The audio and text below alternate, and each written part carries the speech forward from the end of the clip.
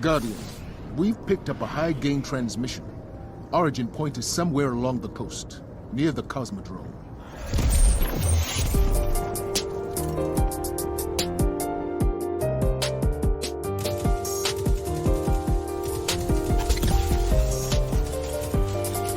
All right, folks, welcome to Cosmodrome Radio Podcast, episode 55. We are here for episode 55, and we are here after a little bit of a drought of content, but then Bungie smacked us with a live stream. As we talked about last week, they announced we were doing like 3 live streams back to back each Tuesday, talking about the Into the Light update we are getting on April 9th.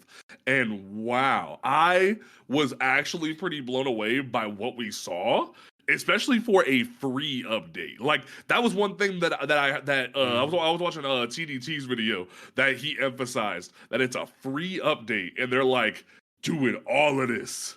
It was just like, wow, we're actually taking consideration and doing all this content for a free update, and that blew me away. And there was like the one thing that kind of got like got me irritated when people were saying in the chat, like, oh my god, recycle content. It's free, bro. Like, they even took the time to even like change parts of the Midtown map to make it look like we actually doing something here, and I thought that was really freaking cool. But we'll dive into that here in a minute and whatnot. My name is JP and Cajun. We do it big here every Saturday at 8 p.m. Eastern for you good people. Don't forget that you can follow this podcast on Apple Podcasts, Spotify, YouTube, iHeartRadio, all those places. Wherever you listen to a podcast, we're probably there. If you can't find us, check out CosmodromeRadio.com. You can find us there. Make sure you do all that. The shop was where you can find all of our merch. The featuring Craig the Drag. Cajun's even sporting the shirt right now. We do this stuff, so make sure you check out the website. You can get our Crow Today one short. It's the logo, like, support us and whatnot. We're gonna be doing something fancy for the final Shape Day 1 raid, because I'm trying to cook up something real good with the Witness, because it's gonna be real good. But yes, we are here for a brand new episode for you folks. We're Cajun, Sleepy Man, how are you doing today? I'm doing good. Freaking holy crap. Been slowly getting back into freaking Destiny 2, but trying to make sense of the fucking Guardian games. I'm just gonna say right now, Bungie, I gave you the blueprints last podcast. Seriously, fucking use it. You're welcome. Make sense of this fucking event. Like, I know it's a free event. It's supposed to be competitive, but it just feels like every week it was a different flavor. I swear to Christ, Tuesday at reset, we're gonna get told it's a tie. No, because Hunters won 2 weeks and Titans won 1 week, so you can't do a tie. We didn't win 1 week. Wait, what? Or sorry, we won 1 week, Titans won the next week, and right now Warlocks have been winning this entire week. But I thought on Friday it said Titans won this past week. See, that's the thing. It's fucking weird. Like, it called it soon. I'm like, wait, no, that doesn't make sense. It's like Final Guardian games of the 10-year journey. It's a tie. I'ma laugh. That'll be real funny if they just say straight up Titan. Now, I would love if Titans just won just to screw over Hunters, but they're not going to do that. But that's just me. But it's what it is. Our special guest with us this evening, fellow Titan extraordinaire, crayons on deck for the homie, TheNinjaMonsta. How you doing? I am good. Thank you so much for having me. I appreciate it. You want to let people know where they can find you and all that fun jazz? Oh, yeah. Twitch and TheNinjaMonsta. It's linked down below the video. Also, TikTok, Instagram, YouTube. It's either NinjaMonsta or NinjaMonster. So super easy. Hell yeah. Brand notoriety is a thing. We love it. Yeah. So I have to say this because I just heard it. There's definitely an accent there. So where are you from? Fuck. Oh man. No! I'm gone. Man. I'm leaving soon. Oh snap. I was raised in the South, so I have a very, very small twang. Most people don't actually pick up on it, so I'm kind of impressed you caught that. Actually, it only came out on the stuff, not on the ER. Shit. God damn. All right. Yeah. I was raised in the South, so. So one thing that I've been wanting to do, because that we didn't get a chance to do with our past couple of guests, is I want us to have people start talking about what's your ghost story? Like what got you into Destiny? Like what made you want to pick it up and fight for justice and peace and all that fun jazz? Or in your case, the crayons. Hey, crayons for life, man. Don't knock my crayon. Hey, I'm gonna get me a purple one now that I know that they exist. You do. Like that's freaking life. I can send you the link, man. Etsy. Yes. I got you. My big thing that I want, like, before the day one raid is I want to buy like a full 3D printed Saint 14 helm, because like that's just me. Like I need that. That's my boy. That's why, like, here in a minute, we already know April 2nd they're bringing back the Season of the Dawn shit. You ain't ever gonna see me in nothing. I've been saying for like past like months we've been doing this podcast that if they ever bring it back, you ain't ever gonna catch me in nothing else. I don't care what's up. Like I've been waiting for that Mohawk helmet for so long, man. I need it. I was rocking that today in trials, so I feel that. I don't want the 3D printed, but I feel that. I do like him a lot. Freaking Trials was a crazy house this weekend. Wait, your camera disappeared. Where'd it go? But keep going. I'm gonna fix it. Okay. So my hubby actually got me started into Destiny. I met him 7 years ago, and this was like 2014. So the Forsaken DLC was coming out, right? And I had never heard of Destiny. Didn't know that Destiny 1 existed. Didn't know that Destiny 2 existed. I was actually a college student, and he was working full time to support us. And he texted me from work and was like, "Hey, babe, the Forsaken campaign, like DLC thing, is dropping for Destiny 2. Could you buy it for me while I'm at work?" And I was like, "What the fuck is Destiny?" And he was like, you don't know what Destiny is? And I was like, no, I don't know what it is. And he's like, it's made by Bungie. And I was like, sold. Give me the card information. Like, I will buy this for you. Because I grew up on Halo. Yep. I grew up on Halo. I played Halo 2 with my sister for years. That was our thing. Yeah. So I bought it for him. And then he texted me back and was like, hey, it's going to be a long day. Like, do you mind downloading it for me? Got it downloaded. And I could not resist the temptation to try it out. So I booted it up. Let me tinker with this. Yeah, exactly. I was like, got in there. I fell in love with the first mission, and I was like, that's it. I'm like logging into my account on Xbox. I'm creating a like Guardian, and I'm gonna fucking play this mission. And I haven't stopped since. Hell yeah, that's what's up. She went, fuck it, Bungie. Take my money. Take my money. That's what's up. That's what's up. Okay, so Bungie decided to throw this into the light stream at us, and they came out swinging. I must say, they came out swinging with this, and I was very impressed. I was very much like, especially because like I even watched Bike's video where he was like, this could just be a lot of fluff. This could be a lot of bullshit. Like, are we actually gonna fight in the last city? And we're in the last city. We're having shit go down. Granted, am I a little bummed they didn't just take like the 0 hour map or like something similar and have us fight through like the different halls and whatnot they used for, say, for Scourge of the Past? That would have been dope. But like at the very least, we're still in the last city fighting and taking on the Witnesses' forces, and that is so exciting for me that we're actually going in hard body karate and doing this. And I'm like, especially because like there's a buy system, we're collecting a currency, we're going like hard with this. There's turrets, like Kaido's giving us turrets. I'm so excited. Like already, I'm hyped. Cajun, how you feeling about this? Dude, okay, so first and foremost, like, I won't lie, when it was the live stream was kicking off, I had my freaking notes out, and I was like, I was typing down every little bit that they were putting in. And so to be very clear and honest, they talked about a whole lot. Like this was the most in depth that they ever went on talking about any one of their activities. Right. Okay.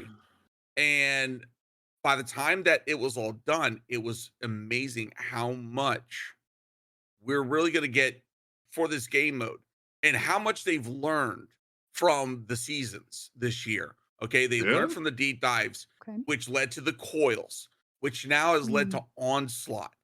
And according to what I've read from other creators, and I'm trying to find out where exactly it says this, apparently this will be a permanent activity. This isn't just something that's one and done. This is going to be permanent. Now, I want Bungie to come out and officially say this. Yeah. But if that is indeed the case, to everybody saying, oh, this is recycled content. No, this is Bungie cooking yet again. All right.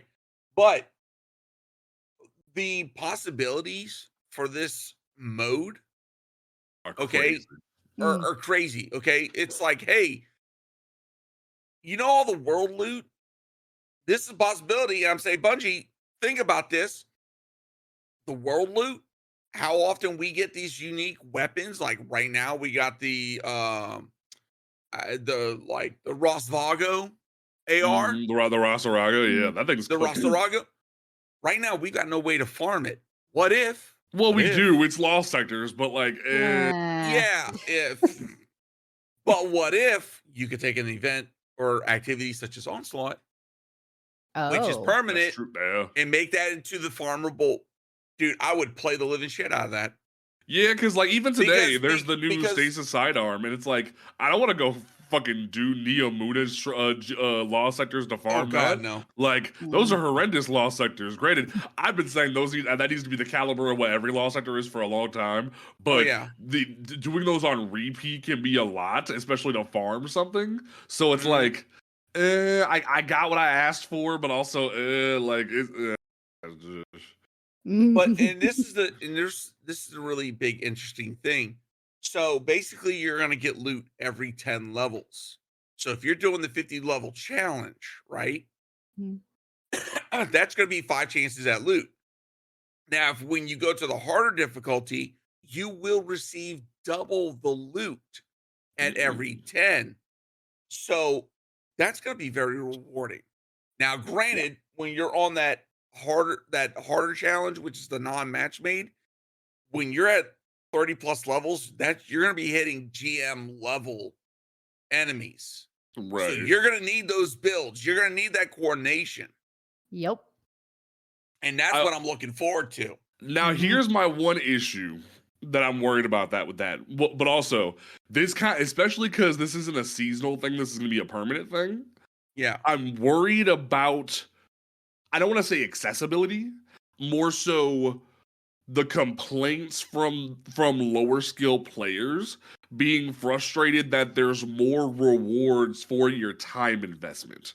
Because they even said with Legend mode specifically, we're going 50 stacks up the tower versus with like granted, like this season with Riven, it's been like, hey, if you can swing digging and go full out, you can get the rewards. But a lot of people have been frustrated with that. They've even told Bungie, I looked at the forums, they've said, why is it so hard to get these rewards? And the answer has been your time investment. Your time investment, but also your like competency with a team. And there's a good chunk of the community that wants just the automatic gratification of wanting the rewards. They don't care about time investment.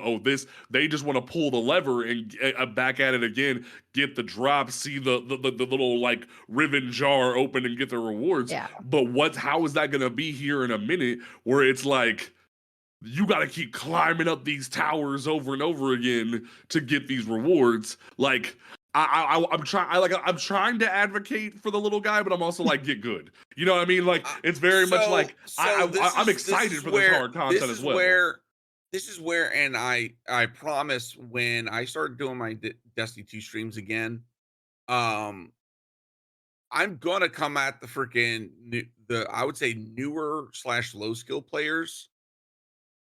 Destiny 2 right now is in a position that I will dare say this.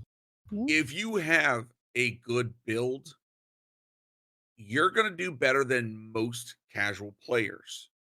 Yeah. And for discussion, if you have a competent build, meaning you've got a good exotic with decent rolls, it doesn't have to be the best, but decent rolls with armor that has decent rolls. Yeah. At least 100. That's all you're aiming for.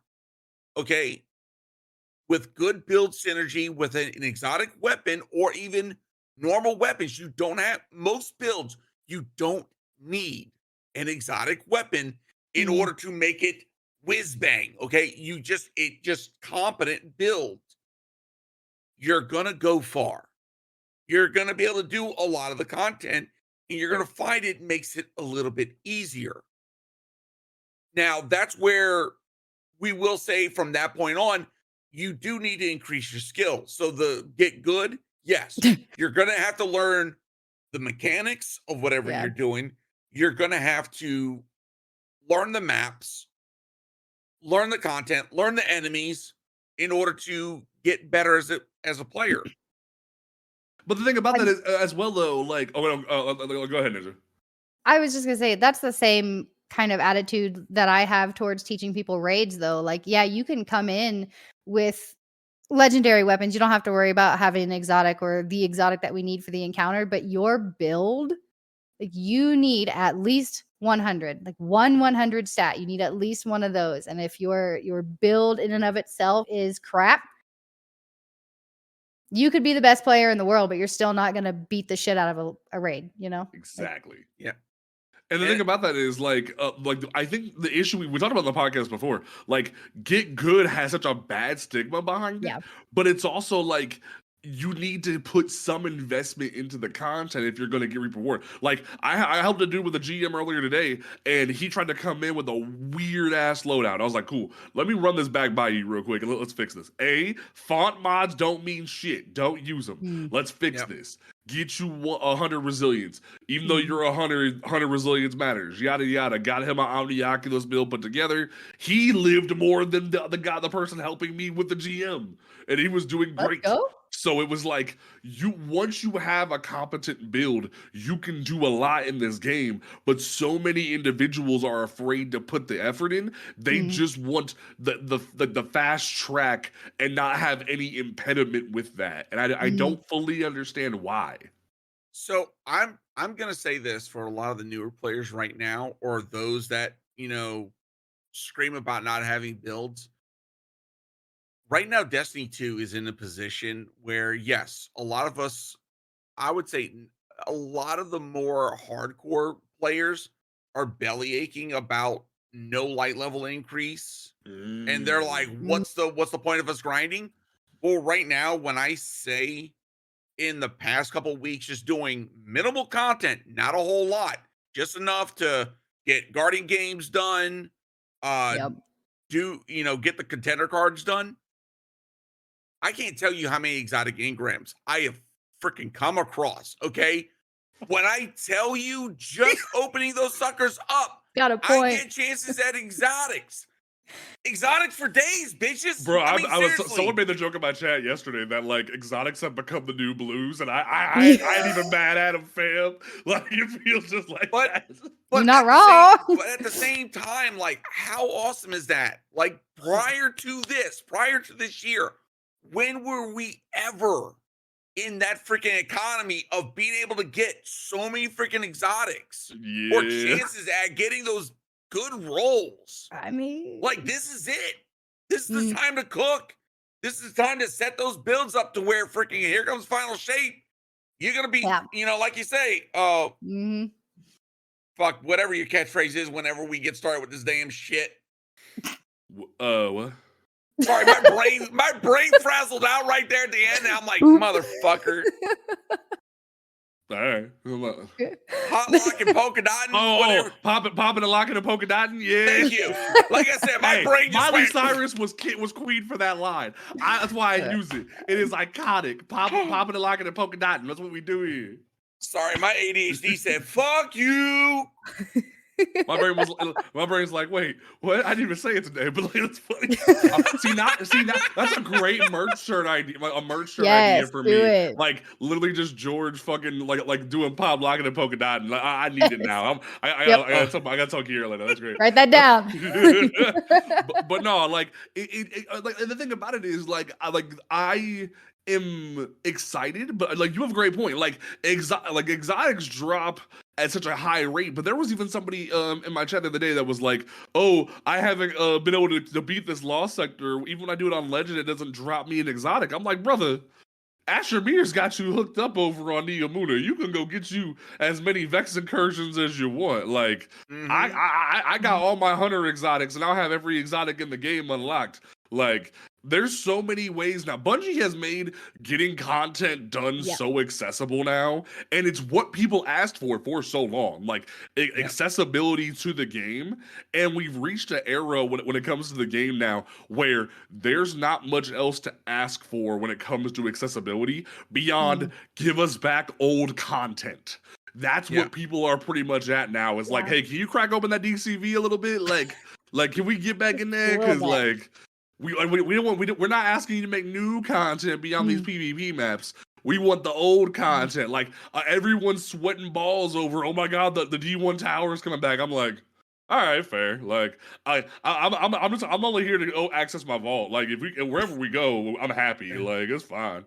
Like I won't lie. The freaking DCV, they unlocked that D1 tower. Oh, trust me, I'll probably be in there for like a good couple of hours, just reminiscing. But after that, it'd just be like the helm. You stop in for a second, haul ass out. You know. But outside of that, just like overall, Onslaught is looking really freaking good. But two of the main takeaways that I came out of that was, first off, Shaxx is our vendor. So finally outside of PvP, I feel like Shaxx is going to get some limelight, which I'm looking forward to. Yeah. And then two, the Brave Arsenal. Now one thing I want to take away from that dev live stream is that Shaxx is quote unquote has had to put away Arsenal of things that were too powerful and banned.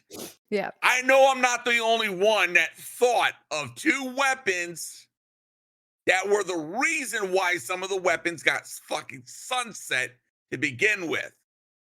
I already said it last week. Y'all don't want Recluse back, but like, it makes a point. I'm all here for it. If they bring back Recluse, they better bring back Mountaintop. That's all I'm freaking saying. No, because here's my worst fear. If they bring back Mountaintop, and if it's not the way it was before, people are gonna bitch. So, but if they do bring it back, that means people are gonna lose their shit and break the game again, and Bungie's gonna go ballistic. So those are the two fears here. So here's my kicker.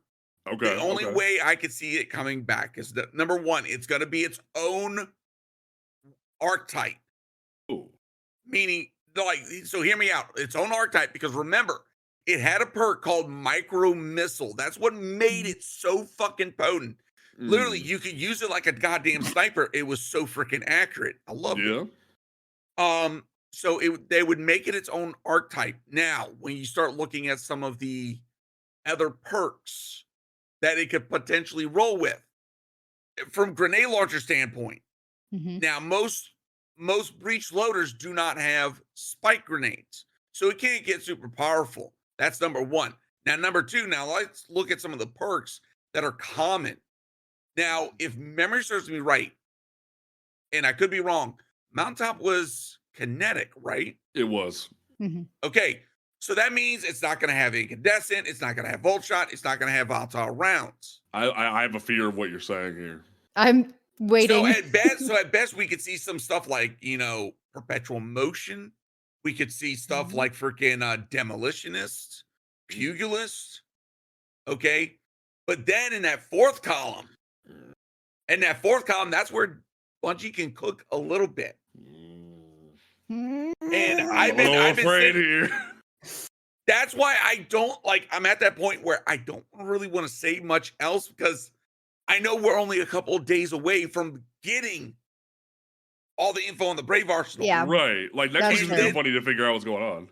Yep.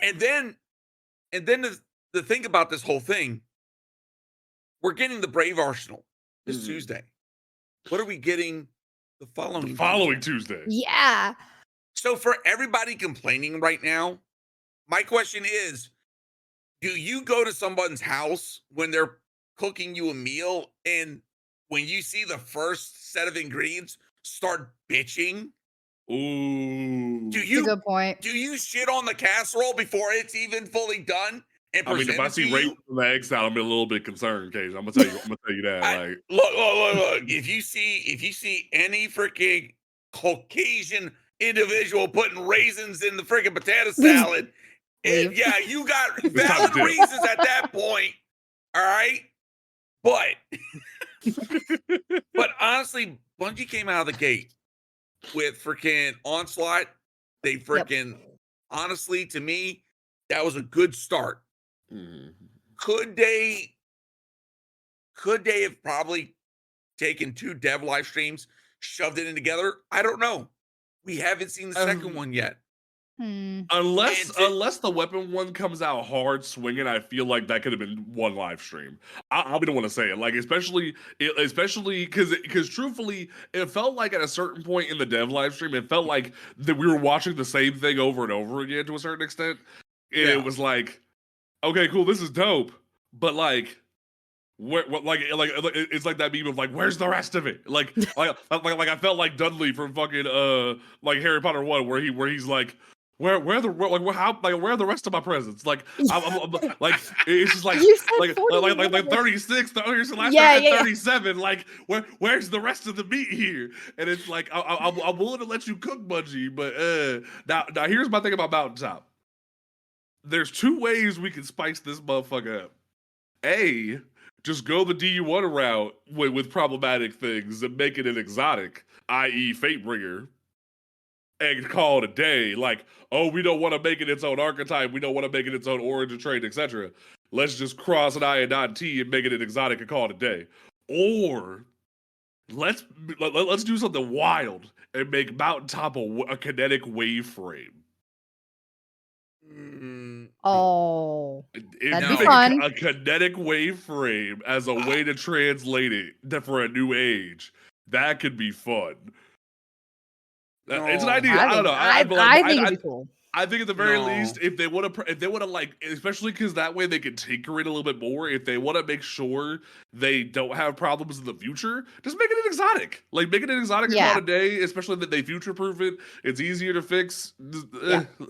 But yeah, no. I will say I'm very excited. I think the biggest thing that had me excited about Shaxx is I've been so sick of Shaxx being on autopilot, like especially from a voice actor standpoint, at the tower for the longest time. The Crucible Beckett's Guardian. Like, you got anything else to say? Goddamn it! Like, I'm excited to see what you gonna say now. FYI, I did have someone just correct me. Oh, okay. Thank you. They sent me a DM. They said, "Hey, I want to correct you on something you just said." So my apologies. Yes, grenade launchers, breach loaders can roll with spike grenades. Oh yeah. So, I don't know why. I don't know why But that's here's the something like thing: that. majority of the player base usually uses disorientating grenades Okay. on those, which is why it's never really considered. That's true. So- yeah. Yeah. So looking at like Harden Our Dust. This is a good example. Okay, where you could use, imagine this for Mountaintop, either using disorientating grenades or spike grenades. You go from functionality to DPS. But What if they then you made got- Mountaintop craftable? Oh dear God. Oh yes, let's do it, please. Look, I will have 4 of said them. I said we were gonna discuss things, not give Bungie the plans for world domination at this Come point. on. Okay, fuck. This is my game. Hey, I'm just saying, like, we already know Blast Furnace is coming. If you give me craftable Blast Furnace, I'm gonna lose my shit. Like, I already Dude, said they it. give us craftable freaking they give us craftable Hammerhead. I swear to you right now, I will delete my freaking God roll freaking I already corrective said- measures. I Yeah, already said come Tuesday, if I see Hammerhead, I'm deleting my commemoration on site. Like, it's already like it's already loaded. Like, commemoration can hit the bricks. We knew when Deepstone came out that commemoration was the Hammerhead replacement. Now we know it's the Hammerhead. Like, the King's coming back. Like, but the thing is, if I get like I already said on my stream yesterday, if Blast Furnace comes back, I'm just gonna like retweet the freaking live stream with the Randy Marsh gif of him just in the chair, like it's over. It's over. Like I've been waiting for my baby to come home for too long. Blast Furnace will be king once again. I need it. Like because they try to tease me with the Vow Pulse. Like aggressive frames. Like I love my aggressive frame. They try to tease me with the Vow Pulse. Then Disparity came out, and Disparity was like right on the money. Like you're stasis, but you're not Blast Furnace. Like you shoot like Blast Furnace, but you're not Blast Furnace. So here in a minute, if my baby comes home, it's over for everybody. Like Midnight Coup's looking real weird though. Like especially because they said all these new weapons are getting new lore entries. I'm like, what are you doing, Shax? What kind of new things you cooking up in there? Because why was Midnight Coupe banned and given a new coat of paint? I'm a little curious. Mm-hmm. So yeah, nah, but like overall, like Ninja, how you feeling about what we've seen so far? Like Onslaught game mode? Yeah. Do you ever play Gears 5? Yes. It reminds me a lot of Horde mode. So like you can, with the turrets and like the waves, and I don't know, it didn't really feel like there was much time in between the waves. I think they said It really didn't feel like 30 seconds or something. Yeah. Yeah. So I think I'm beyond hyped because I'm a big Call of Duty zombie player. I'm a big Gears 5 Horde mode player. Those two, it feels like they're trying to combine those two with Onslaught, and I'm fucking here for it. Like let's go. I am so excited for this. Plus, I feel like it's a really good opportunity for me to like push my build crafting skills a little bit more because I've been crushing Strand and Solar really hard lately. I know. I love my green crayon, but like, now have you tried the Fleshette Storm glitch in the GM yet? No, I have not. I saw that. Oh, it's so much fun. I went in solo to the GM today to test it, and I got distracted. My friends were like, "Hey, you want to play some Trials?" And I was like, "Yeah." So I mean, Trials was rough this past weekend. I will say, like, I went to the lighthouse yesterday, but like people were like, it's just auto rifle lasers right now. Like, yeah, and I was getting crushed by a Matador shotgun. Oh, I was so mad. I was like, "You son of a." Because Matador's been on top ever since they gave shotguns like intrinsic spreads, like precision frames in general, like Matador, Retold Tale, and the Stasis one from Season of the Lost have been like top dog for the longest time when it comes to that. But like in terms, what is your favorite Trials loadout as a Titan? I'm curious. Right now, I run a bow. I'm a bow user. I know as a Titan, I should be running like shotgun, all that. I know, but I am a bow user. I'm big time. Like Wishender, Le Monarch, Point of the Stag. I love my Point of the Stag in Trials. Okay. It's weird, but it's interesting. As we say in my clan, I fucks with it. So I fucks with it. Okay. All right. I just like a Titan with a bow. It sounds like foreign, very foreign. Like I like every once in a while you'll see me with like Wishender, but it's very rare. Solely because I hate that Wishender can one shot in PvP. It feels like it's unnatural. It feels very weird that it can do that. Yeah. I prefer so when I was on console, it was Crimson and Point of the Stag. Crimson. I love Crimson. I do not like Crimson on M&K. I will say, don't like it. The other reason why they said banned weapons, I'm like, especially because we just got the skimmers early, I'm wondering if Bungie might say fuck it and give us Red Death early. Red Death? Let's go. Cajun, you don't know the beauty of Red Death? Sir. Sir, you're insulting the lady's intelligence. That is a beautiful machine right there. Like Red Death was the queen. Like you thought Crimson was a bitch. Red Death was the motherfucker. Like Red Death was the OG, and then they broke it in half and said, "Here's a hand cannon." Yeah. Like imagine Shadow Price dipped in blood with a blade on the end of it, and it's a pulse rifle. Like that's what Red Death is. Like it's cool. It's so man. So cool. I'm about to be wrecking shit when that thing comes back. Like that's the only gun you need. You're done. That's why I love Crimson. Don't get me wrong, I love Crimson, but like Red Death was the OG. Like D1, Red Death couldn't do wrong. Like So like you about to Oh, get okay. So it's from Destiny 1. See, yeah, Mhm. for me, that's my biggest problem was that I never had a group that I was able to stay consistent with in D1. But the most time that I spent in D1 was around Taken King. And that was the only Mm, time I ever did a raid in D1 was Taken King. That was it. Or sorry, King's Fall. So okay. D2 has been like the most that I've had. So like when people talk about the legendary weapons and some of the exotics in D1 that haven't crossed over, it's like over my freaking head.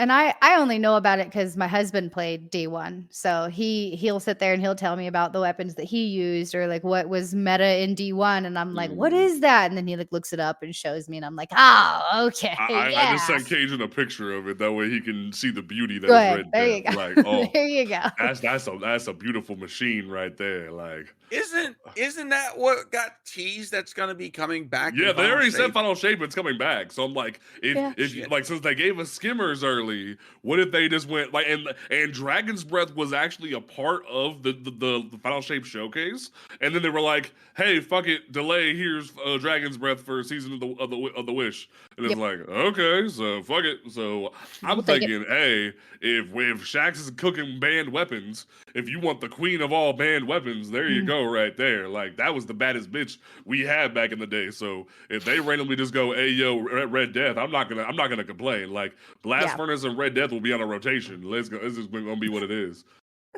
No kidding. Like that's a bad bitch right there. So like, so Cajun, what else about the showcase had you spinning? I'm curious. So now someone brought this up, Mm-hmm. and I wanted to get y'all's take on this. All So, right. basically someone started belly aching and like, oh, great. I'm gonna have to run content in which I'm locked to specific weapons because there's gonna be champions. Yeah, I saw the eye rolls from both of you, and immediately, yeah, and trust me when I Sorry. say I saw the same thing. It's like, look, I can get creative with my loadouts. Okay, even right now, even in this season, I can get creative with my loadouts to where I'm not stuck with the same freaking weapons. Okay, Mhm. Right. for instance, before reset today, the lost sector was on Europa. Mm-hmm. Okay, and it was overload and freaking barrier. Okay, Right. so first and Yeah. foremost, barrier's got so many freaking options. Oh Yeah. yeah. Okay, Yeah. I could have easily walked into that bitch Well, just rocking fucking freak. Polaris Lance on a rocket. Like literally. Oh yeah, but I didn't. You got a So point. first things first. In my primary slot, Forerunner. Mm-hmm. Yep. Okay, it's a great sidearm. It's special and it hits like a truck. Yo. Number two, in my energy slot, I was rocking the bow, the GM bow. I've been using that So nonstop good. since I Pre-Aspects fucking cooks, bro. like once you learn the rhythm for it. Oh, So beautiful. So beautiful. oh, it is. And then yes, I was running a rocket. I was running my Apex Predator, bipod reconstruction. Bipod. I'm gonna be honest. I was cooking even on Master. Now I will say this, Bungie, for the love of all that is holy, Mm, especially for all that is of the traveler. okay. Right. Fix your motherfucking champions. Okay, right now there's a glitch. It's not just ignition now. I'm seeing it in other forms of stuns. These bitches are teleporting. These bitches are moving after the stun Mm-hmm. because literally I stunned a freaking overload champion with a dragon's breath. It teleported down to the freaking Vex milk. I hit it with the dragon's breath. It literally a second later, it teleported right next to me, stunned, killed me with the flames from the dragon's breath. And all you heard, I know Ella was up at the time. I was like, oh, you fucking cheap bitch. Mm. And in that freaking same lost sector, I can't tell you how many times freaking the bear champ kept getting stuck underneath platforms Yeah. Right. to Yeah. where it's protecting the enemy still, but you got no clear shot. And it's like, Yep. the fuck, Bungie? Okay, but here's my hot take, and I've been saying this ever since before 3.0 shit could stun champions. The whole point of high level content is to force you to do some shit you don't want to do. Yeah. I've been saying it ever since all we had was Bastion and Arianas and something else, and Le Monarch. Yeah. Like, I've been saying it for the longest motherfucking time that this is what you're supposed to do. You are supposed to be comfortable with being uncomfortable, and yet people can't seem to wrap their brain around that. Granted, when the 3.0 shit came out, okay, cool, you have a few more ways to tinker your build and have some more fun, but you're supposed to be pigeonholed with high level content. You're supposed to have to fit the mold to do the job. Granted, I remember back during when Glassway first came out, there was room for your teammates to run one thing, you run the other thing, and then you run another person run the Wither Horde to hit the Hydra.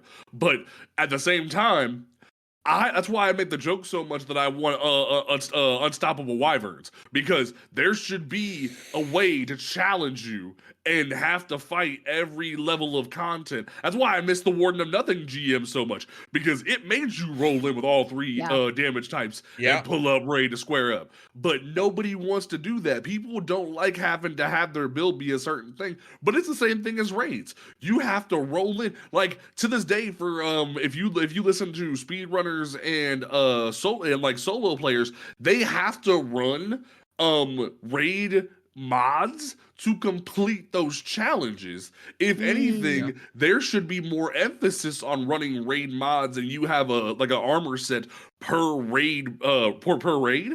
That way you can do the content. Hell, I remember when Kingsfall first came back, the first week when people were still kind of power crept out of it to a certain extent because it was still kind of hard. The class item mod that made it so when you're taken, you take less damage from the freaking witches. That was a great thing for newer players when you're sherping them, because you can just pay, hey, put your cloak on, or put your mark on, and put the mod on, and you're fine. And it was like, cool, this is a great thing.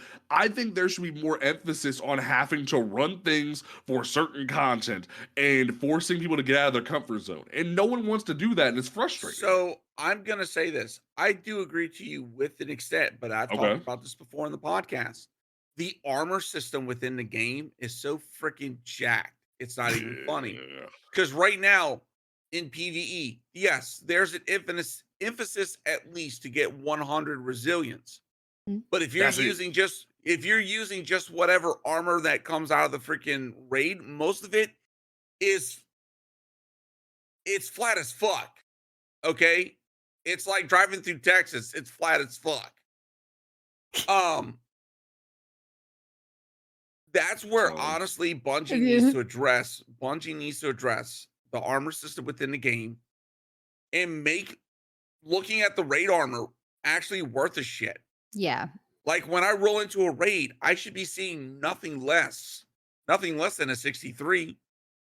And then on top of that, it should have some spike. It should have some damn good spikes to it.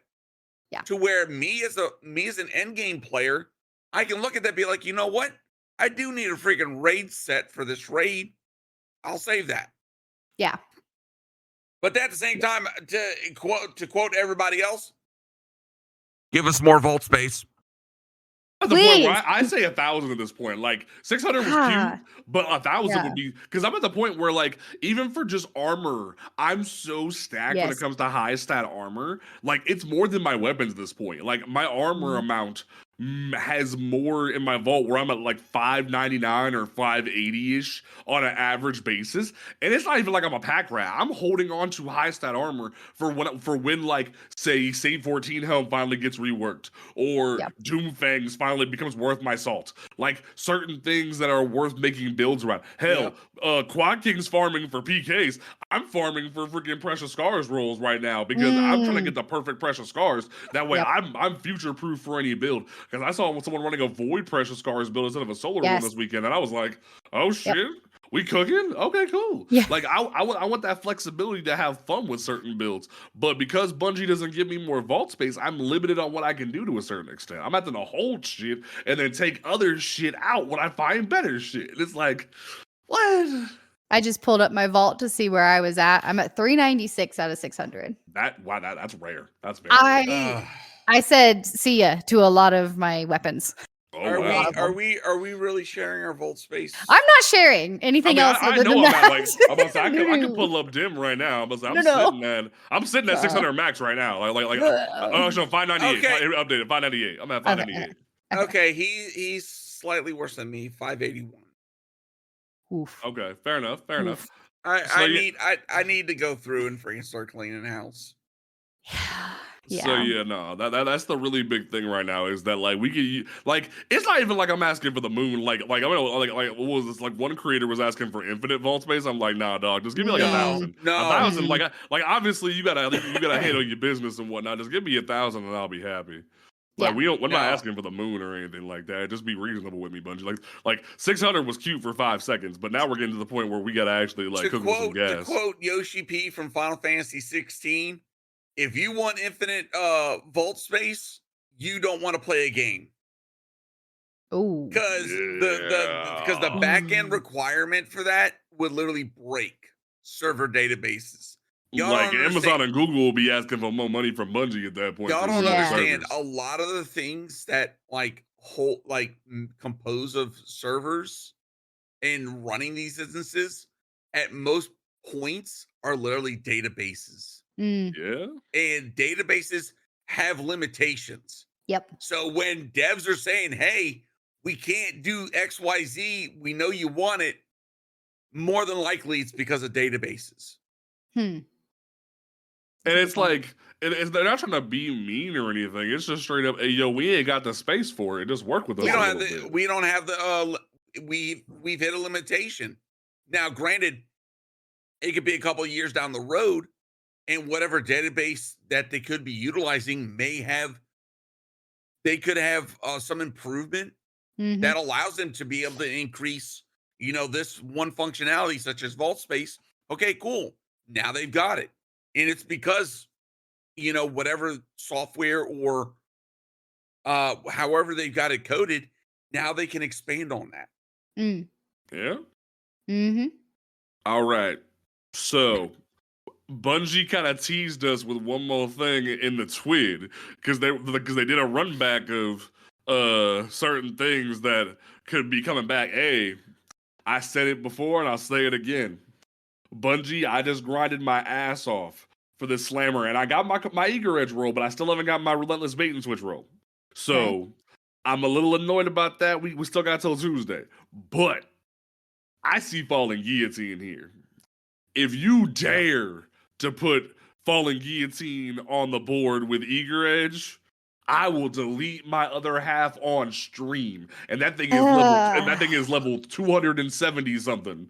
And because of how much I use it for content because I'm a void main.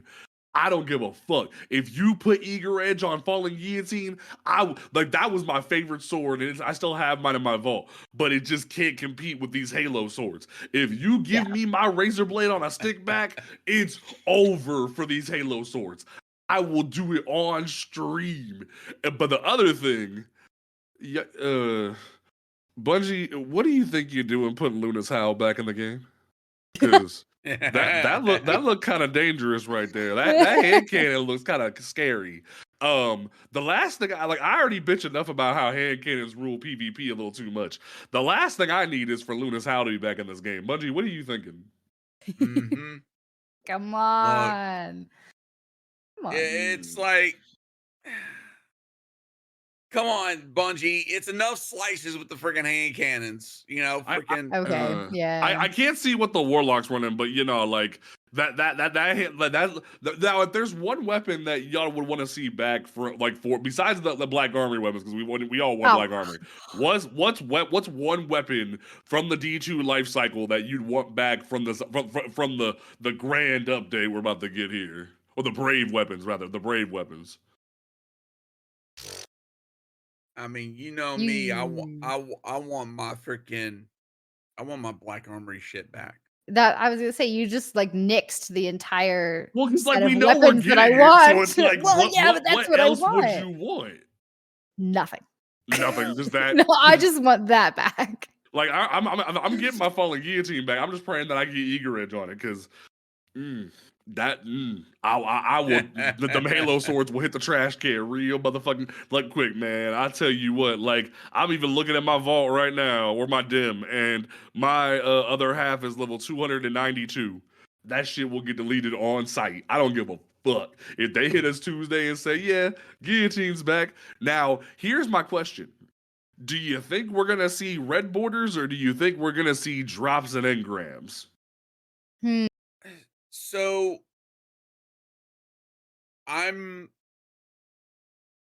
if it's a permanent activity,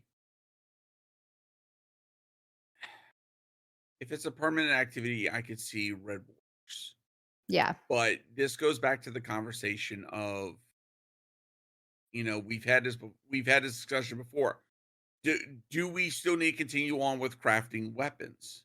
And especially if this is going to be a permanent activity, this would be a case of no, it should not be. Oh, I've talked about this before. When it comes to seasonal content, seasonal weapons, yes, they should be craftable. If we've got if we have the ability to target farm world loot weapons, they do not need to be craftable. Okay. If we have permanent access to the weapons, they do not need to be crafted. That goes for raids, that goes for dungeons, and dare I say, that goes for permanent activities. Now, someone in chat just said red border dungeon weapons, and I disagree because as somebody who spent like 200 hours each on my Matador and my Forgiven, would I prefer things to be easier to obtain, i.e., I still haven't got my perfect rocket pistol yet? Yes, but similar to the raid situation where I still say that we shouldn't have red borders in raids, or at least they should be 10 instead of 5. We're losing replayability of the content because we're just giving people their god roll. Granted, one person can get a god roll on first run, someone can get it on their 50th, 70th, 100th, whatever the hell. It like the hamster wheel is shorter for certain individuals, but we're eliminating the hamster wheel entirely by just saying, hey, get 5 of these and you're done. And it just feels kind of weird. So I feel like if we like even with the fact that like Warlord's Ruin only has like one good legendary weapon, I still like its way to farm it is so easy. Why would you worry about it?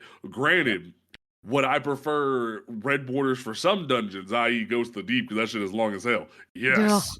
But barf. I still gotta hold everyone to the same standard of we gotta be specific about what we're doing here. Yeah. Lower the drop rate for red borders in dungeons and raids. I just said we should lengthen it. Why would I want to shorten it? What? I'm gonna tell you right now. For me personally, outside of anyone just needing to run Root of Nightmare, I don't have a reason to go back in there.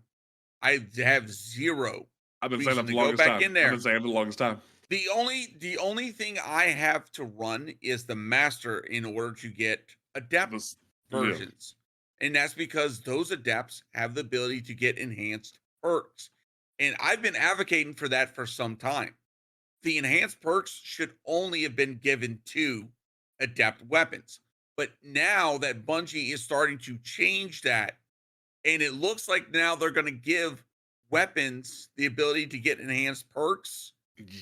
That now gives God roll non-craftable weapons a chance to fight against crafted weapons. And to me, that's a good fucking thing. Ninja, you making face. What are you thinking? I'm nervous. What are you thinking? Okay, so you got a point about not needing to go back into Ron. Like I have all the red borders, I have all the weapons, I've done it on Master. I'm a Dream Warrior. I get it. I don't want to go back in. I don't give a shit about the weapons. Doesn't matter.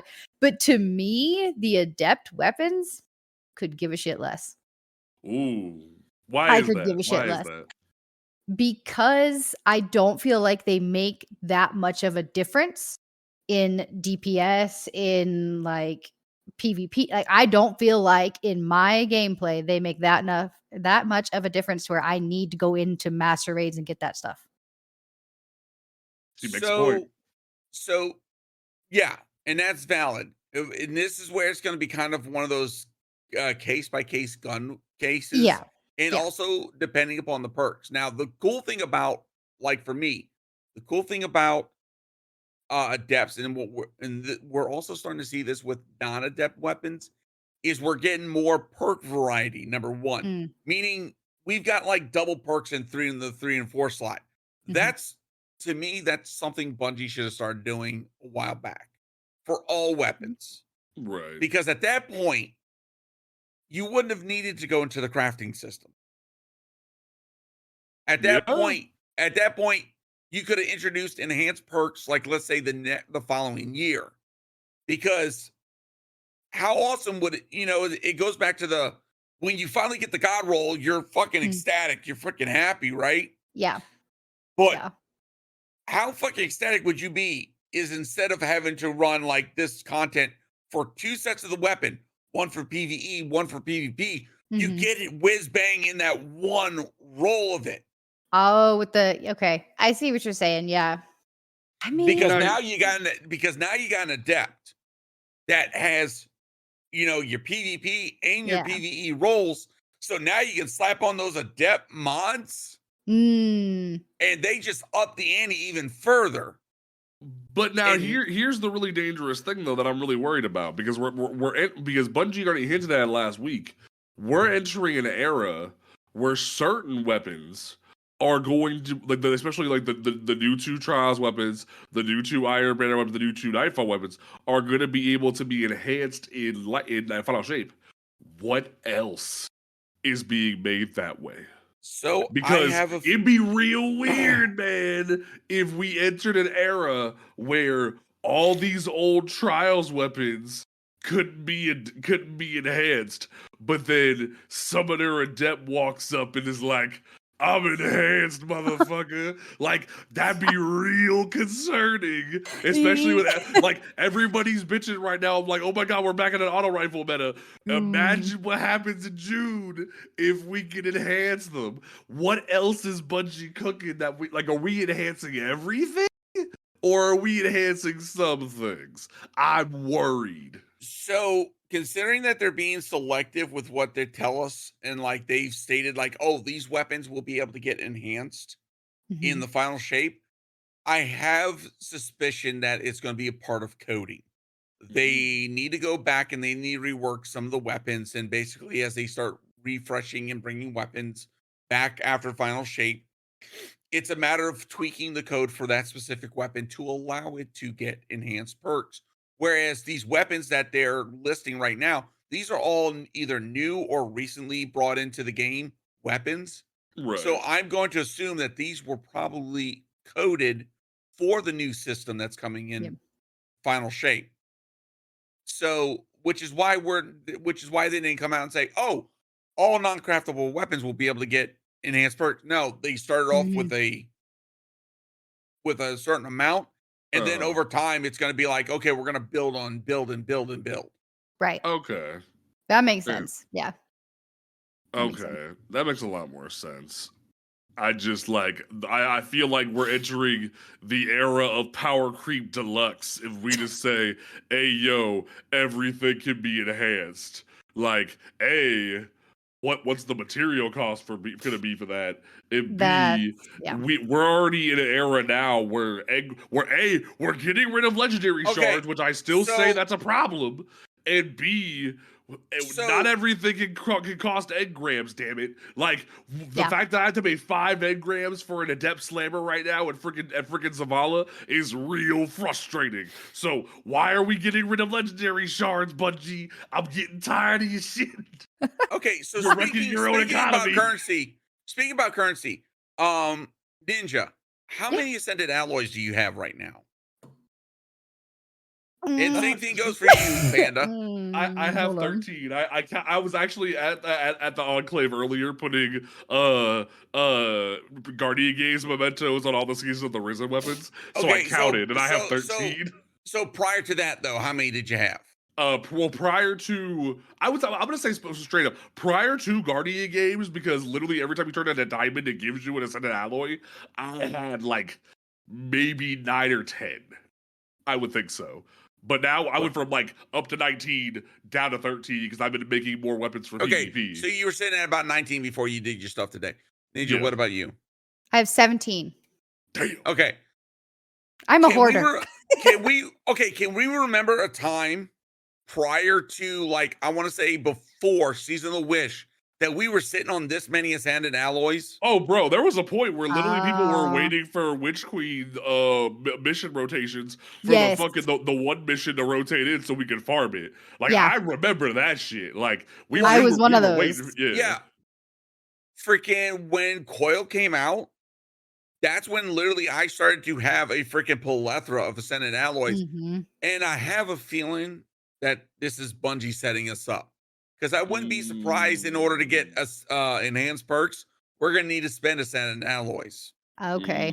Okay. Okay, I see what you're throwing down. Okay, Yep. cool. Okay. So this is just me kind of like foreshadowing something that I expect to see happening. I Mhm. would not be surprised if there's a cost outside of just masterworking the weapon. Right. That would make But- sense. Well, yeah, because it's like you said, it's enhanced perks. I can see them trying to compensate for the enhanced perk, saying, "Hey, you need to spend at least one alloy to get these better perks." So Yeah. I can see that. Yeah. And also, just out of curiosity, how's everybody doing on a freaking enhancement course? Because I I can just- actually. I'll go I ahead. Go just ahead. freaking I loaded up Destiny 2 today to finish off one of my grinds. And when I was in my inventory, I had a little thing saying, "Oh, you got something new." And I was like, "What the fuck?" I had my first stack of over 1,000 enhancement cores. So funny And thing I was about like- that, I'm I was hurting like, for when the enhancement cores right now. Yeah. And I've never, in the history of Destiny, I've never had over 1,000 enhancement cores. I was like, what the Mm-mm. fuck? I'm actually hurting for enhancement cores, and I was actually looking at how many prisms I have. That way, I can blue farm after the stream because because the thing about it is, especially recently preparing for Final Shape, I've been doing a lot of armor prepping, a lot of trying to get as many high stat armor rolls as possible, and then and whenever I get a good roll of something, I'm like, cool, now we're gonna go back and do this. Or with new crafted weapons that I'm going back. Like recently, I went back and recrafted Thoughtless from Season of the Risen because it's been kind of a sleeper pick for trials, if you know what I mean. And like, cause Yeah. Stasis Sniper is kind of clutch. But like, also, there's just certain things that I've been doing with cores where I just like didn't have a lot, but this, because of Guardian games, I went from like 20 to 100 recently, and then back down to like 50, and then I ran a couple rounds of trials and reset shacks a few times, and then I'm back up to like 70ish. But for it was a minute where I was at like 13, and I'm like, this is the feel good. Like especially with the prophecy weapons coming out, it was like cool. Now I have to masterwork this role and try it out and Yep. see how it looks with max stats and yada yada, and it's just yeah. So it's like, I think cores are, especially because Cajun, I think you're in a position with cores because you're not playing as much. You've been over at Camp Square Enix for a few weeks. You don't know how it feels to be broke on cores. But no, but here's the thing. Even before I started playing Final Fantasy VII Rebirth, I've been sitting on a lot of cores for some time. And that's because I've been doing a shit ton of freaking activities, especially Coil. Coil, I won't lie, Coil's been cooking. Even though I've got all the red borders, going and doing that has been, to me, has felt a little bit more rewarding than doing some of the GM runs. The only reason to do some of the GM runs has been just to get specific weapon rolls. That's Okay. fair. I will say GMs have been nice this week, especially with this weird Flechette Storm glitch. It's been nice to catch up on my ascendant shards, because I was broke on ascendant shards for a hot minute. Because truth be told, like, other than like, I was just spending them nonstop on. Especially now, I'm able to put them towards focusing exotics and burning through more exotics than normal, trying to get the right rolls of certain things to prep for final shape. Because like I'm trying to get a good precious scars. I'm trying to get this and that, and it's Yeah. like, because truth be told, I'm praying with final shape that Bungie finally like because there's some other exotics like Saint 14 Helm and whatnot that need Bungie to cook a little bit more. I think, especially with us getting 3 new light supers, we need Bungie to cook with every exotic they can. That way, when we're going to enter an era of, we don't have a lot of updates coming right now, you future proof your shit. Because if Right. you don't, it's going to be a situation of, we don't have an answer for, hey, you kind of buff Doomfang pauldrons to do this, but the rest of the exotic kind of ask, can we fix this? No. We're busy. Go away. We're working on Marathon. Go away. We're I don't. fighting. We're fighting with Sony. Go away. And it's like, Mm, so I'm like, I'm hoping they fix that. honestly, I'm in yeah. this weird conundrum as a player Mm. where I do have that there's that part of my tism that's like, oh, I'm kind of like you. I want to freaking future proof. I want to set things up. But then there's that chaotic ADHD gremlin. It's like, you know what? Fuck it. Fuck it. Roll in there and let's see where the dice rolls. And it just be like, make do. Because it's like right now I'm setting myself up. I'm not shit. Before we roll into final shape, both Warlock, Titan, and Hunter, they're gonna have max freaking exotic engrams. I'm gonna try and max out their freaking my Volt spate, not my Volt, my mail Mm. with as many exotic engrams as possible. Just so that it's like, oh, you want to buff and change or nerf some freaking exotics? Haha, fuck you, Bungie. I think you just have PTSD from day one raid day, Mister. My Uh-huh. foe tracer was turned off. I think you just have Oh. PTSD. Fuck yes, I Oh. do. Fuck No. yes, I do.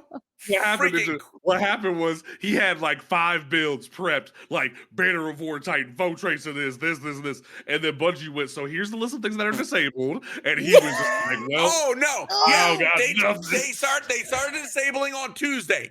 Then the next day disabled another thing. Then fucking Thursday, I was like, "Fuck you, fuck you, fuck you, goddamn!"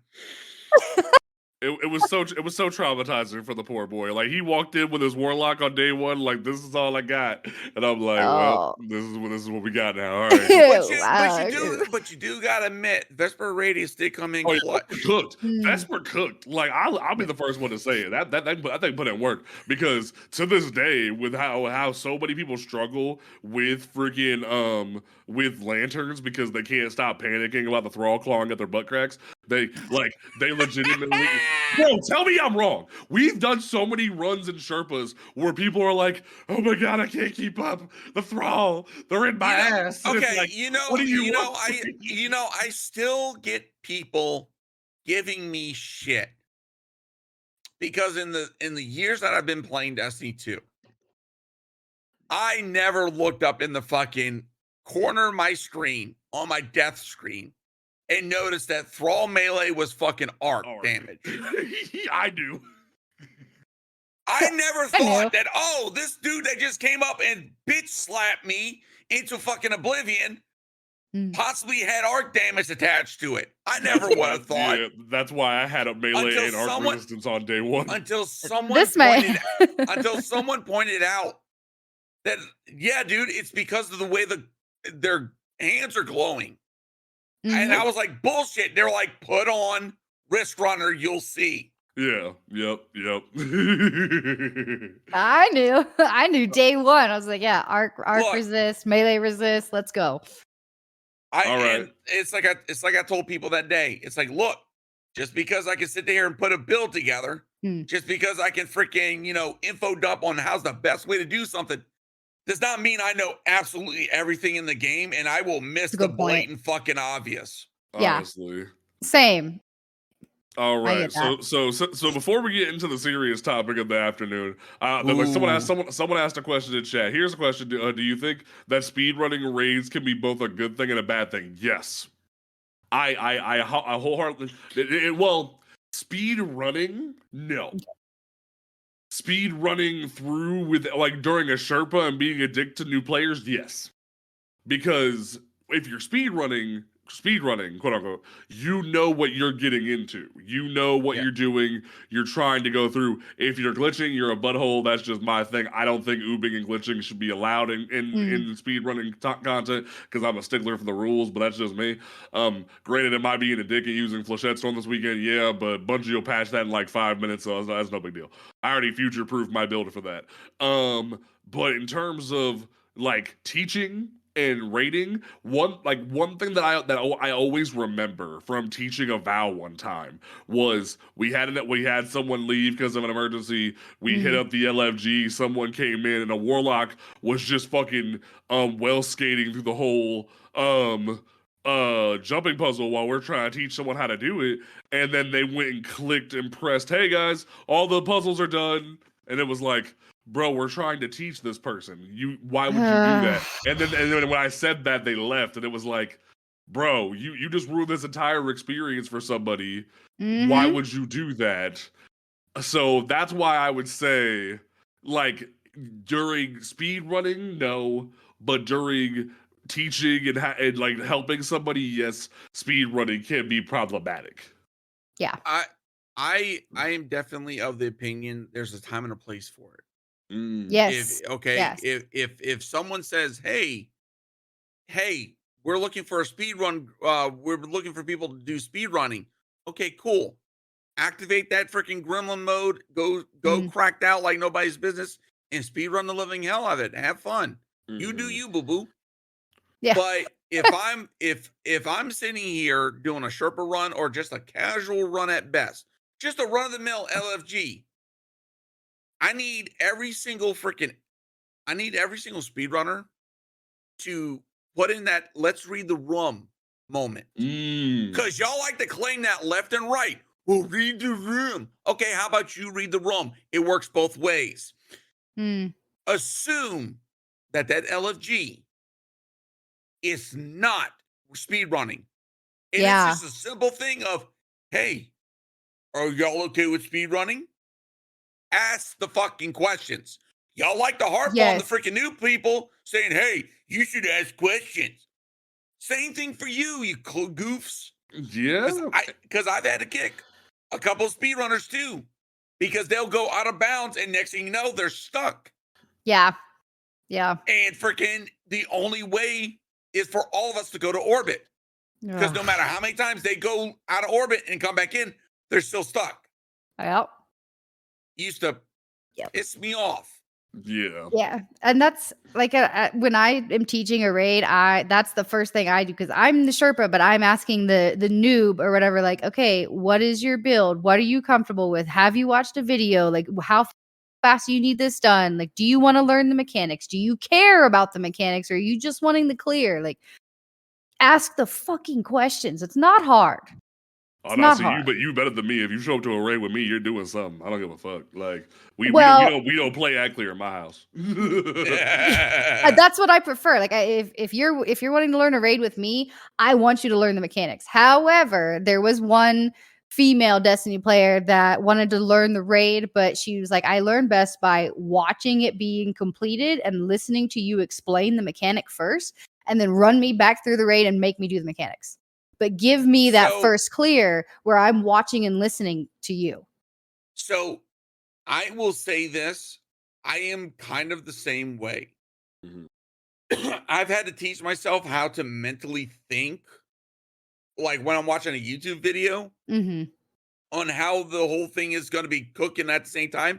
But there are some times, depending upon the instance, depending upon the content, where my mind can't wrap around it, and going in there and experiencing it is going to provide me that last bit of freaking couple of gears to allow things to click and go. And so I understand as a Sherpa, some people are geared to that. So absolutely.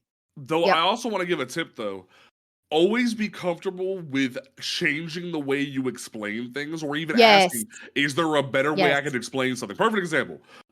We were doing day one Ron, and I had been on ad clear the whole time. I was like, yo, you ain't gotta worry about shit. My bill's put together. I will murder Mm. everything. Just focus on getting this done so we can get out of here. Like my Thunder Crash build was on point. Like I had Forbearance, I had Thunderlord, I had my Scout Rifle, I had Yep. I had grenades for days, even with Curus on. Like we were going ham. But then there was a point where we traded out somebody from an LFG, and they're like, "Yo, we need you to do this." I'm like, "Okay, cool. Break this down for me." I understood everything about planets. I knew I heard everything they said, but then it was part 2 of setting up for DPS, and where you only need Yep. 3 out of the 4 balls. And I'm Yep. like, and I kept asking them, what decides who grabs what? And they didn't understand what I was saying. I'm like, who grabs the dark balls? Who grabs the light balls? Yada yada. And they couldn't understand what I was trying to say. They kept explaining it like bass backwards and whatnot. And I was like, Whoops. hold up, No. let me go ask Fallout.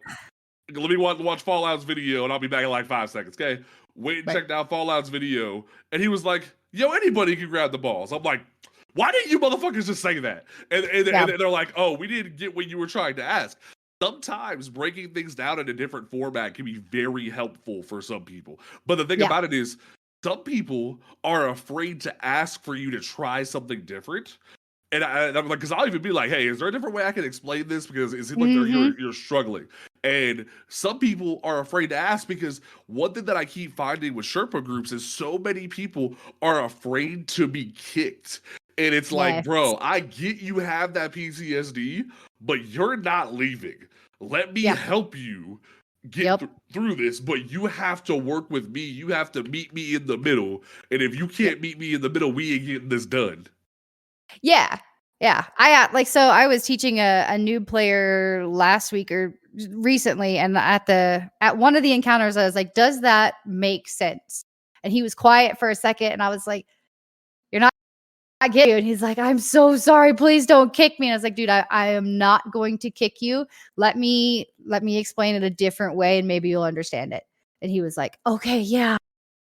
So it takes 5 seconds to ask that question, but it also takes, the noob speaking up for themselves and saying, yeah, I don't understand what you're saying. So two-way street. Like, if you want to, you got to talk. Yeah, it'd be like that.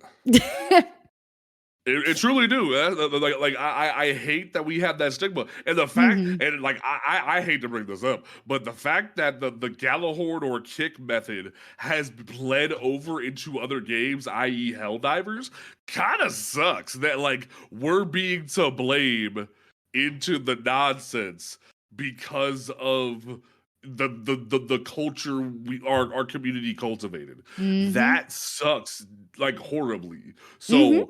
I very much want to encourage people, hey, if you got something, like if you don't understand something, ask it. If you see somebody not understanding something, ask them if they need a different breakdown. Yes. That's the one thing I would want to advocate for. All right, now. Well, and don't be afraid to like say, hey, I don't have that weapon. So like in Deepstone Crypt, I'll make it short. I know we're trying to move on, but like in Deepstone Crypt. No, this is like I even asked the chat, like, hey, does anyone have any more questions before we go to the deep topic? Because I'm about to get real blood with people in a second. Like I already did it on TikTok once this week. We gonna get to it again. It's gonna be right. So go ahead and talk to him. So when you're in a raid and say the Sherpa says, hey, on the fuses for Deepstone Crypt, I need you to use Xenophage. Most of us know what that is. It's that slug machine gun that you just melt those fuses. Right, I love it. You can one phase that encounter. Perfect, right? If they don't speak up, they'll just use whatever they have. And sometimes, like, I don't know, Thunderlord, right? And the shock activates a different fuse. And then you're stuck wondering what the fuck just happened. Like, when you're teaching encounters, as I'm going to say, like, as a kind Sherpa, say, hey, do you know what that weapon is? Do you have this weapon? And if they say no, so that's okay. Do you have XYZ? Do you have one of these 3 other weapons that'll do the same thing? It may not be perfect. Yeah. It may not be that speed run meta, but fucking give them options so they don't feel like they have to have every single exotic in the game just to run a raid. See, Yep. I'm the same way, but because Xenophage is my favorite exotic heavy in the game, I'm that bitch Yeah. who will be like, "Hey, cool. The minute we're done with this, you're coming to the Right. moon because I don't like Right. that. Like you don't have my child. We have a Right. problem." Yeah. You're saying, Like hey, I don't this care. is where you Like can get I that just exotic. This is how you get it. Like, like funny story. Like a couple days ago, I was playing cop with Quad King. He had the audacity to tell me he had never got Xenophage before. I was like, brother, if you don't get back in my party right now, I am oh, taking your ass to the moon. fucking Like, go. it was on sight. Like, we are leaving. We are going to the moon. It was on sight. So, it was like, I don't do PvE. I do PvP. I'm like, that's not an excuse. We're No, doing this. go. We're getting it right now. All Yeah. right, one last question before we dive into things. I'm gonna tell you right now, I'm about to freaking be like, hey, Ferrum, can we talk for a second? You better show me everything as far as your account, because I'm gonna tell you right now, if you don't have freaking quests done, if you don't have exotics, bitch, I'm dragging you. Yeah. Okay. So one more question before we dive in. What is the most beginner friendly raid? I will say to this day, Rude Nightmare. No. Surprisingly enough, Vogue. Vogue is the most friendly, beginner-friendly raid. If it ain't Vogue, it's Deepstone. I will die on that hill because both Vogue and Deepstone teach you how to do a mechanic without overcomplicating things. If you Okay. give somebody Vow, their head's gonna explode. If you give them Last Wish, their head's gonna explode. You give them Garden, Gambit's gonna make them have an aneurysm. Like, if you give them Vogue and just say, "Hey, go over there, kill the chicken when it shows up, and don't step in the pool of Vex goop." Cool, good job. Hey, shoot this Oracle when we tell you to, or just clear ads while I use my Xenophage. And that's the one time I will ever advocate for ad clear, because Xenophage kills Oracles like nothing else. And then for boss DPS, it's like, hey, do you have a linear? Do you have this? Do you have that? Yada yada yada. Cool. Mars and Venus isn't too hard to explain. Atheon, as long as you walk them down the entire walkway and explain this room is the same in both planets, just walk it the same way. Vogue is the easiest raid to explain. With Ron, it's like, hey, I gotta play connect the dots and do this and light and dark and yada yada and step in this and do this and yada yada. And planets is 1, 2, 3, 4, 5, 6, or ketchup, mustard, yada yada, or whatever the hell you want to explain it. Like Ron can be complicated for a new player, but for Vogue, it's just done. Speaking about complications, first off, I got to give a shout out to Sammy Cat Plays. This week I've been in her streams. Yes, while I was at work, friggin' watching her do her solo attempts. Oh no! Instead of numbers, she's got the locations as Pokemon. I love it. I love it. Only Sammy could come up with that. I'm like, good Christ. As somebody who has like all 1,000 Pokemon memorized, that would give me a headache. Like that. Like that would drive me nuts. I'm like, wait a minute, Bulbasaur's over here. Yada. Oh wait, Bulbasaur's behind me. Okay, cool. We're okay, we're good now. So, and I know you're not gonna like this, JP. I teach Last Wish as my first intro raid. I'm that asshole. I'm like, you want to learn raids? Last Wish, let's go. You try to hurt people, okay? I do, because I want them to understand that raids are not to be fucked with. Like, if you want to learn raids, you're gonna fucking do something, and you're gonna learn it, or you're not raiding with me. Now for me, if and that's rude, but I do that. I'm gonna say this. To me, now do you do legit ribbon or cheese? Oh ribbon? Fuck no, I cheese that shit. Cheese it. That's funny. We're cheesing it. see, for me, Ron is the easiest. But like for intro to raiding, I gotta go with Deepstone. Deepstone's great. And I'm gonna say this. Outside of the Atrax cheese, let's be honest, even doing it regular is not overly difficult. Right. True. Like all you explain is, hey, yo, walk over to this airlock. Otherwise, it's just juggle the balls till you're done. It ain't that hard. Like, Yeah. yeah. Now, jumping puzzles might give people a little bit of a heart attack, but like otherwise, Yeah.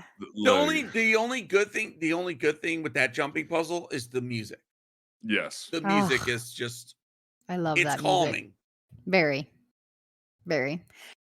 So I'll teach Last Wish, I'll teach Deepstone Crypt, and Ron. Those are my top 3. Like if you want to learn raids, the first 3 that I'll teach you. Like if you can get those 3 down, you can understand how to jump in on mechanics. You can understand when to communicate, when not to communicate. I'll do Val with like Vogue, but I'll do it with you. Like, but if you can get like Last Wish, Ron, and Deepstone, you're good. Okay. Fair enough. Fair enough. Okay. Now, let's go ahead and dive into what is going to be the not the best for most people. Trigger warning if you're not down with racism, but I'm going to get that one out the way real quick. Destiny community, what the fuck? Like that's the abridged version of my video of the day. Instead of me yelling, I'm going to do it that way. And yes, I know commenters, I forgot about Ikora and Saladin. I was pissed. I was ranting. Don't worry about that.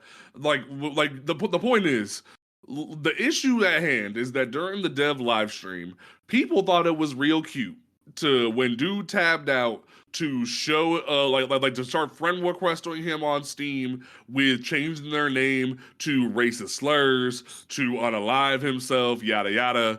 And I am so appalled still by this community. Like I don't care if you still have a hard on for Twilight Garrison. I don't care if you really want to ride Callus's nuts at Leviathan. Like, there's no reason you should be doing this to somebody. And it's just like, it's so ridiculous that people think this is okay. And especially, like I said earlier this week, you have Savathun voiced by Deborah Wilson. You have Zivu Arath voiced by Kimberly Brooks. You have Ikora, who's literally on the front page of Bungie.net right now for advertising Final Shape. You have Saladin. You have Zavala being voiced by 2 of the best black voice actors in history. Like, you have so many characters of people of color in this game, and yet you have queer characters, 2 of the most powerful PvP players, or like who run the best PvP mode in the game, Satan and Osiris, who are queer in the game. And it's like, y'all keep doing this shit with the racism and the homophobia, and it's just like, when are y'all gonna learn that this ain't the vibe? Like, the same shit happened with fucking Nimbus. The same shit's happening now, where you think bigotry in a game that's more diverse than you would think ever is okay. And it's just like, how do we penetrate the skull of don't be stupid? Like, and like, it's the way you were brought up. Cool, that's no problem. Like, if you racist, cool. But you would think, if I'm racist, why do I want to play the game where the leader of the Warlocks is a bald black woman? If I'm a Titan and I'm racist, why do I want to listen to a voice that's voiced by 2 black individuals? Like, or hell, I'm a racist, but I love me some Iron Banner, but I don't want to run with this black person. Like, where's the thought process? Where's the logic? Like, I felt like as a black person myself, I needed to start that off the conversation, because it's just, it doesn't make any rational sense that we keep playing this game. Like, how do we put 2 and 2 together of, I'm this way, but I'm gonna keep playing this game? Like, it's the same people who play Apex, but they're upset that Bloodhound is non-binary and half the roster is queer anyway. Like, y'all act like you're gonna be upset but still play the content. Like, it doesn't make rational sense. Like, all these people that are like, oh my god, gaming's gone woke. Bitch, we've been woke since we got here. What are you talking about? Like, we've been woke since the freaking 80s and 90s. Where the fuck have you been? Seriously, I'm gonna say that full out. I'm 43 freaking years old. All right, freaking, I was amongst the freaking OGs in gaming that were getting freaking bullied and harassed because I like freaking comics. I like freaking Star Trek, Star Wars, freaking playing video games. I used to get bullied all the goddamn time, and guess what? Now I am 43. I'm seeing gaming that is now mainstream and Mhm. more widely accepted than ever. Geek culture is more widely accepted than ever. And yet here we are within our own community, freaking gatekeeping, being complete and utter pieces of shit. Mm. Why? What what does it hurt to have more people included? Okay? If you want your freaking, He-Man woman hating club, I'm pretty sure you can find a dark corner of the fucking web where you can have that fucking group and y'all do about yourselves. Whatever. I don't fucking care. Mm. But when you start hurting the overall community, it's like, dude, you are now the fucking problem. You are absolutely the freaking problem. And what Yeah. happened on stream with Noah? Now, at Ugh. first, it was just simple friend requests. Mhm. But when you started seeing the assholes pop out with the freaking horrendous names, yeah, that was bullshit. Yeah. That was Yes. uncalled for. Mm. Noah was taking time. The devs were taking time out of their freaking workload to showcase this new activity for Into Yep. the Light. And yet you're going to sit here and harass, but then most of y'all want to sit there and bitch. Oh, they don't talk to us. Yeah. Excuse me? Why do you Y'all think? wonder why? Why do you think? I don't know. Maybe it's because y'all have threatened and harassed devs so many fucking times to where Bungie's legal team had to set a legal precedent in the state of Washington. And sue a motherfucker. Okay, for freaking close to $500,000. And like, to be fair, And y'all want to keep up in the ante. Well, guess what? we gonna keep playing ball. Newsflash. Like, Mm. Guess what? So, FYI, for those that didn't know, every one of the little shit stains that decided to freaking, we're gonna, change my name to XYZ, they ended up getting banned. IP banned. Yeah. So not only that, this is from the actual Reddit thread. So someone posted a Reddit thread about the whole incident, and then Noah even responded. Oh wow. Okay. And I'll get to Noah's comment, but here we go. Let me see if I can pull up the actual. This was Destiny the team's Reddit account responding to this overall thread. It was disappointing to see those notifications, but we know they were from a few awful individuals and not reflective of the community at large. We were able to track down the accounts of several individuals who sent the harmful notifications, and we have banned them from Destiny 2. So some people did some research, looked into the accounts. They were full on VAC banned, meaning that their account can never have any access to Destiny 2. Yo. So it was full on ban. Good. And not only that, yes, I would not be surprised if they were IP and hardware banned by Bungie. And to me, kudos, Bungie. Now, Kudos. granted. Now, since then, I've seen some other accounts that have been not, I'm going to say good accounts, that since that dev stream have logged into Destiny, and they've been getting notifications that reports have been taken action on. And for some of these people, these reports have been mostly harassment. So I think Bungie, it's about fucking time you address this problem. Which is wild because I've been called every slur in the book. I've had people just insult me. Like the reason why I got big on TikTok was because I made a freaking post talking about how literally in Trials of Osiris, the mode themed around gay characters, I was straight up being called the F slur while wearing the Pride emblem. And I'm like, wow. It's real weird you want to play a game full of F slurs when it's like it don't make no sense. Yeah. The rationale doesn't make sense. But it's like I'm black, I'm queer, Cajun's like Cajun's the cishet white man. Like especially Ninja for you being the woman in the room, especially with gaming being as toxic as it is. Like it's got to be rough for you when it comes to a certain extent. When it comes to even in this game, I know I have it rough. Like how does it go for you when it comes to this?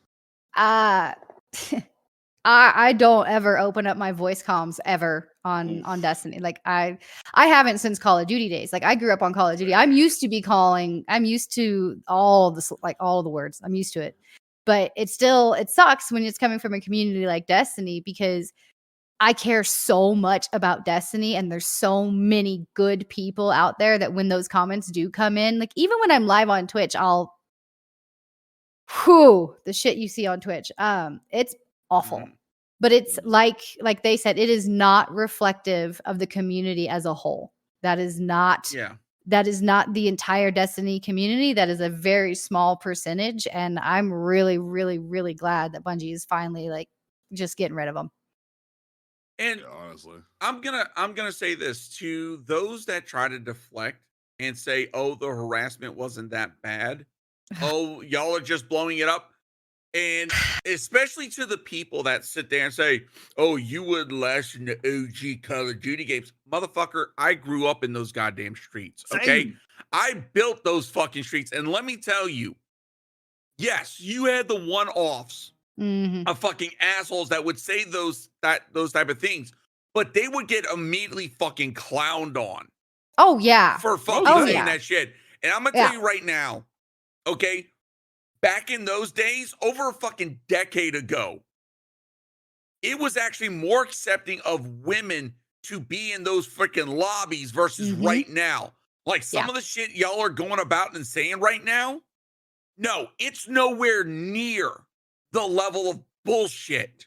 Well, that what was blows back me then. away. What blows me away about that is the fact that like the way you like that statement always bugs me. You wouldn't survive in the Call of Duty, bitch. I was there back during like MW2, MW3. When you would call me the ER, I would straight up pull you into a private match and quick scope you till you shut up.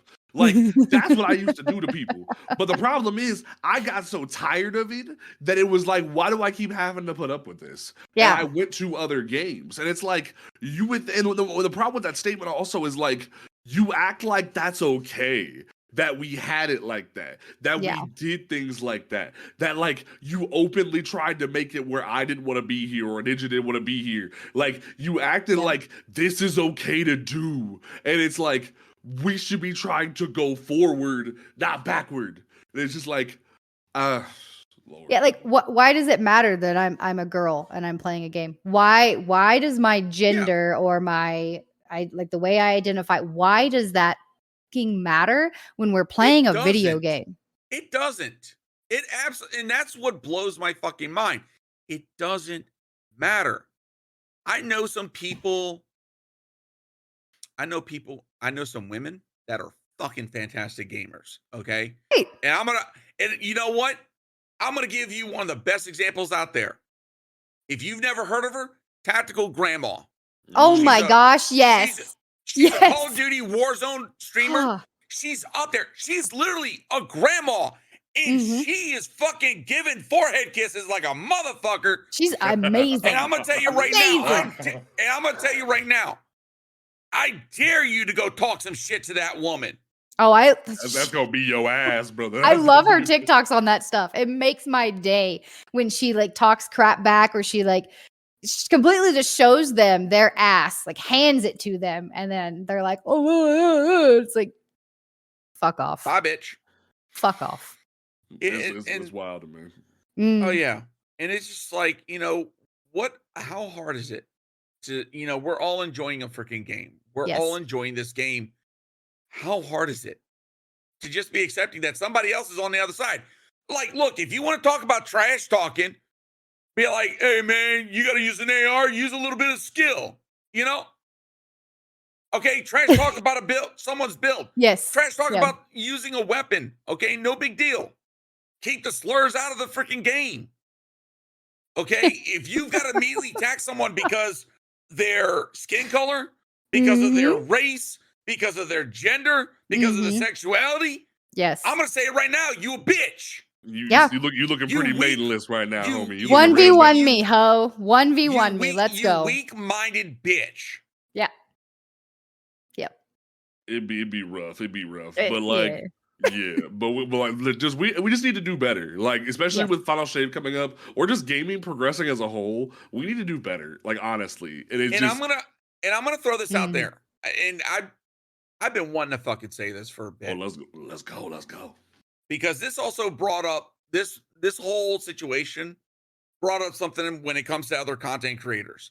Look, I know I'm small in the fucking spectrum as far as content creators, but content creators, I'm gonna say this: stop using the fucking excuse that we're not responsible for our communities. Bullshit. You are the fucking role model of your community that you are building. So if you allow intolerant, racist assholes, then you yourself are a prime example of an intolerant, racist asshole. I've banned people for that before. I'm sorry, you've got a fucking piece of shit in your community? Exile his ass. Well, what's funny is the fact that, like, literally the dude who came into my stream when we were doing those Fadebringer carries and did what he did with the ER spamming at the VC, like, he's been featured in creators' videos on Twitter, and like that, like, just because his takes, and like nobody knows that, like, dude's doing the shit. They're just okay with him being a part of the Destiny community, and it's like, I've spoken about it before. I've told people, but it's like, y'all keep it shows the company you keep at the end of the day. You reflect the company you keep. That's why literally we had somebody in the podcast clan that was like cracked. He was the hunter that you could trust up until the Fletchette glitch came out this past week. He was the dude that you could trust to go against Sadia. He was that dude that would be there for any kind of content. But the more toxic he was, the more like around us he was, he showed his true colors. And it got to the point that we had to straight up be like, yo, dude, we got to part ways. We respect you as a player. We respect you for who you are, but you need to not be around us because of what you're doing. And it was like, cool, that's what it is. And not enough people are doing that. Granted, do the individuals go then and create their own toxic communities? Like yesterday in Trials when I saw a Trump-themed clan? Yes, but that doesn't mean we need to keep condoning the behavior. Let them be gremlins in their own space at the end of the day. Like, if they want to be gremlins, let them be gremlins. Like, it'd be like that. So, it very much is a situation of we need to do better, and not enough people are doing better. Yeah. So, like, we're going to go ahead and wrap it up there. Ninja, you are our guest. How do you want to, like, what is your closing statement for this episode? Oh, what? We always have guests go first. It's a tradition. You were here last week. What here? I was, but I'm a mom too, so I was doing the mom thing. And shit. I don't know. I am excited for where Destiny is going. I'm excited for April 9th, 8th, 9th. 9th. Thank you. Super excited for that. Very excited for where Destiny is going. Again, I do want the Destiny 2 community to do better. Be better. Like, we're moving forward with some content. We're going into the fucking future. Let's go into the future with our game, please. Like, let's be gamers. That's what we are. At the end of the day, we're gamers, and that is the only thing that matters. So respect. Cajun, how do you want to leave the people? So I think I need to drop this little bit of wisdom and advice to some gamers out there, because I definitely saw this sentiment during the freaking dev live stream, and I saw it on Twitter, and we all know that that's becoming a fucking cesspool of hate right now. But I need to give a friendly reminder. Okay, this video game is fucking optional in your life. It's 100% optional in your life. You're not dependent upon it. You're not, it's not a thing that must be consumed. So with that being said, if you do not enjoy the direction that the game's going, if you do not like the content that the devs are bringing to the game, find another game. Find another game. Seriously. It's not like, enough people know how to let it go. No. And for those that want to come into people's content creators' comments and keep screaming the whole dead game and this is why I left, blah, blah, blah. Good. Bye. Good. Bye. That's all I'm going to say from here on out. It's like, goodbye. And if you want to keep freaking regurgitating it, I've got to the point in my life as a content creator, you're not worth my time. You're just not catching worth my time. Point, fam. It's like you're just going to catch a block, and I don't give a shit what your mama's daddy's freaking excuse of a freaking bullshit you want to come at me with to justify your shit behavior. And that's what it is. Yeah. If you're that tired of Destiny 2, move the fuck on. Yeah. Do something else. Go touch some grass. Go eat ass. I don't give a fuck. That's a hobby I can get behind. All right, folks. All right. I at the very least, as somebody who's been gaming since I was wee young, I remember playing Rugrats on the PS1. Damn it! Like, we've been doing this for a long time, and yet we still keep acting like stuff is this way, and it doesn't have to be. I remember the Game Awards. And I'm still so excited for this game that it's coming out soon. I remember the Game Awards where the dude who voiced Bayek of Siwa in Assassin's Creed Origins came out on stage and told people about his new indie game that he's making, Tales of Kenzera, and how excited he was to make a game about his culture and dedicated to his father. And that game was so powerful of a statement. And yet, people still don't want people of color, queer voices, women to have a voice in this space. And it's like, why can't you evolve as a human being? Why can't you evolve as a person and do better? And it baffles me. Like acceptance, like it should have been the jump from day one, and yet we're still here. Like, I remember back when like the N64 was the thing. I used to watch my brother freaking have pixelated The Rock fight pixelated Stone Cold, and it didn't matter whose race was who. We just played the video game and moved on. Like, but for some reason now, when we're starting to have more things about progression in characters of color and stuff like that, now it's a problem. And I'm wondering, why is it a problem now when just because there's more of it, when before, when there was a little bit of it, it wasn't a problem?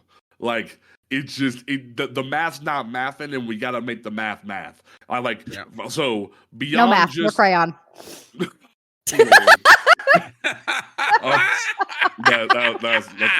Normally I would agree with you, but the math needs the math on this one.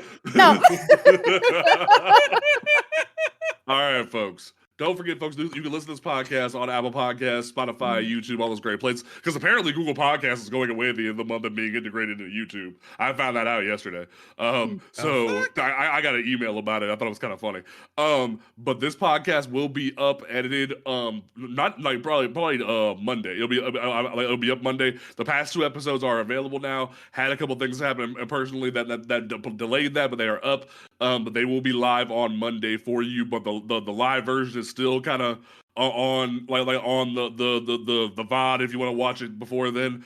But the edited version with the theme song and everything will be up on Monday for you to check out. Make sure you subscribe, follow all those places, all that jazz. Check out the merch store, shop.cosmodromeradio.com if you want to check us out there. And we will be back brand new next week, because hopefully your boy's gonna be real excited about a blast furnace. So we'll see how that goes. But we will catch you folks Starside. Peace out. Let us.